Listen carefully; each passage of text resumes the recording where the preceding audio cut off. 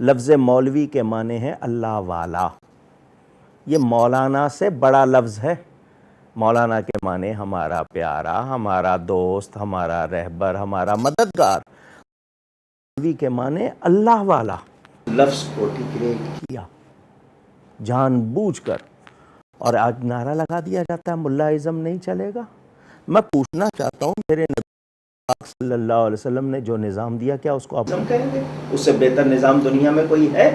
لا givers کی آج بھی آپ چلے جائیں امریکہ میں جو لسٹ ہے، پہلے نمبر پہ میرے نبی پاک صلی اللہ علیہ وسلم کا نام ہے.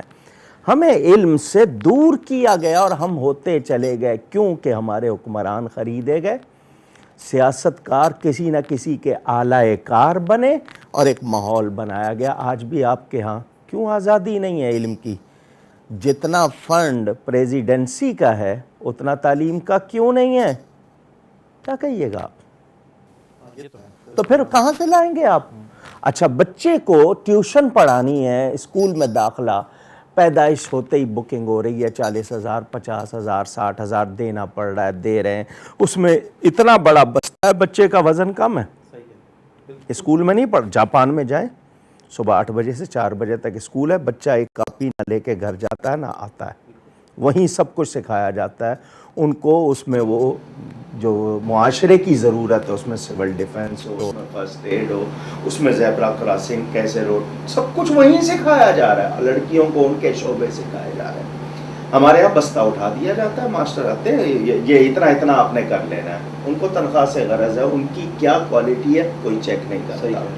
اچھا، اب آپ کہتے ہیں نا فرقہ واریت، مثلا ایک نصاب کی کتاب ہے جس کو آپ اسلامیات کہتے ہیں. آپ کے یہاں ایک ہی موضوع ہوتا ہے، باقی چیزوں کو آپ غیر اسلامی، کہ یہ مذہبی لوگ ہیں تو باقی کیا غیر مذہبی ہیں؟ یہ ہمارے ہاں جو تقسیم ہو رہی ہے نا، ہم اس کو سوچ نہیں رہے کہ کس طرح یہ چیزیں ڈالی جاتی ہیں. یعنی ایجوکیشن اور اسکولنگ کو الگ الگ کیا جا رہا ہے. جو میں آپ کا کہنے کا مقصد ہے کہ اسکول اور ایجوکیشن ایک ہی ہے. علم کیا چیز ہے؟ صحیح کہہ رہے ہیں. آگہی کس کو کہتے ہیں؟ آپ اس کا انگلش لفظ اسکول کہہ رہے ہیں، مدرسہ اسی کی انگلش ہے، اسی کی عربی ہے. لیکن آپ نے یہ جو تقسیم کیا ہے اسی طرح معاشرہ بٹا ہے. یعنی کہ ایک جو سکل سیٹ جو آپ لے رہے ہیں، جس سے آپ سمجھیں آپ کوالیفائڈ ہوتے ہیں کوئی نوکری کرنے کے لیے، وہ ایک طرف کر دیا گیا ہے. اچھا، مجھے یہ بتائیے میڈیکل سائنس کا جو بچہ ہے اتنے 4 سال 5 سال وہ کرتا ہے، 5 سال کرتا ہے، اس کے بعد ہاؤس جاب کیوں کرواتے ہیں اس کو؟ پریکٹیکل ایکسپیرینس کے لیے جو سیکھا ہے اس پہ چیک کرنے کے لوگوں کی جانوں سے نہ کھیل سکے. اپنے باقی شعبوں میں یہ کیوں نہیں رہا؟ ہمارے یہاں ایسا نہیں ہے، لیکن اگر آپ جرمنی چلے جائیں، یورپ میں کہیں بھی چلے جائیں، یہ مثال کیوں دینی پڑ گئی آپ کو؟ یہ مثال ہمارے ہاں سے وہاں گئی ہے، وہاں تو ہے، لیکن ہم نے کیوں چھوڑ دی ہے؟ مسلمان کس معیار کا مسلمان تھا؟ آپ کو ایک واقعہ سناتا ہوں. امام اعظم ابو حنیفہ، نام نعمان بن ثابت، فقہ کے سب سے بڑے امام. فقہ کہتے ہیں دین کی سمجھ کو. جا رہے ہیں بغداد شہر میں، ان کی جوتی سے کیچڑ کہتے ہیں آپ، مڈ کہہ لیں، جو بھی بارش ہوئی ہوئی ہے، مٹی بھیگی ہوئی ہے، وہ تھوڑا سا لگ کے اچھلا اور کسی کی دیوار پر بن گیا. ہمارے ہاں تو گاڑی جس طرح چلائی جاتی ہے بارش میں، کسی کے کپڑے بھیگ رہے ہیں، آبجیکٹیو ہی یہی ہوتا ہے، جان کر کیا جا رہا ہوتا ہے. وہ اتنا سا چھوٹا سا اسپاٹ وہاں بن گیا. امام صاحب گزرے، اچانک خیال آیا کہ کیچڑ اٹھ واپس آئے.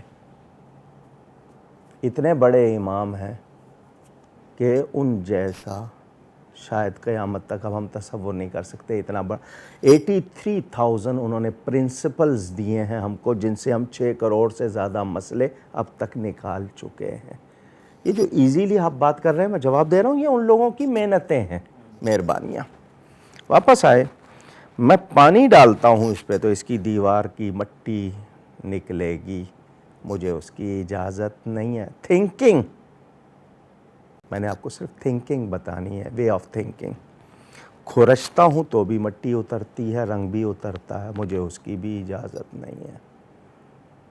صرف جان بوجھ کر نہیں کیا، انٹینشنلی ہوا. دروازہ نوک کیا، جس کا دروازہ نوک کیا وہ مسلمان نہیں تھا، وہ فائر ورشپر، جس کو عربی میں مجوسی اور اردو والے پارسی کہتے ہیں. وہ باہر نکلا، امام صاحب کو ساری دنیا جانتی تھی.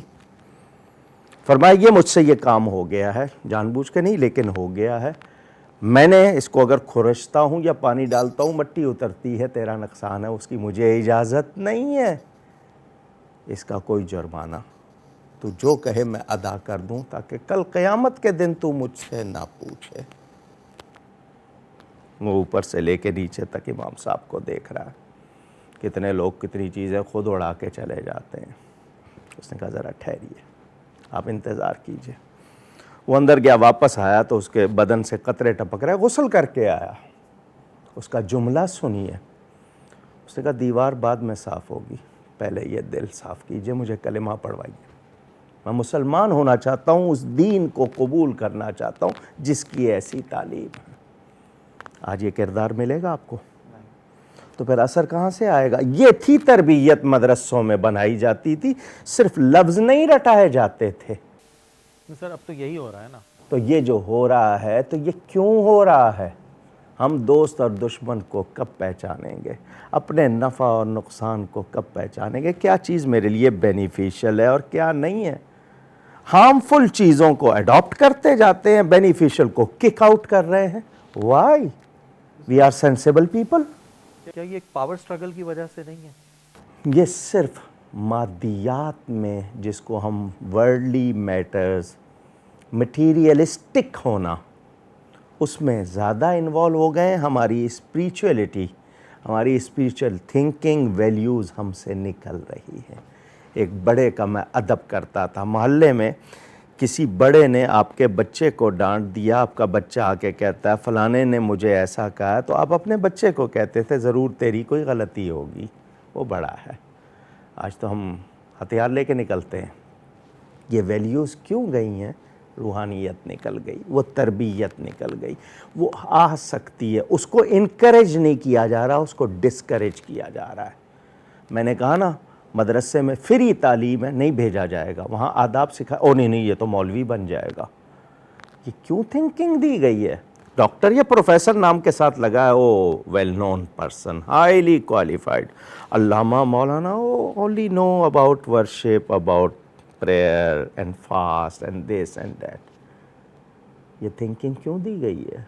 اور ڈیلی پریکٹس میں یہی ہے. لیکن سر ایسا نہیں ہو رہا ہے کہ آج کل کے زمانے میں جو لوگ مدرسوں سے گریجویٹ ہو کر نکل رہے ہیں، کیا وہ اس چیز کی عکاسی نہیں کرتے جو آپ نے ابھی فرمایا؟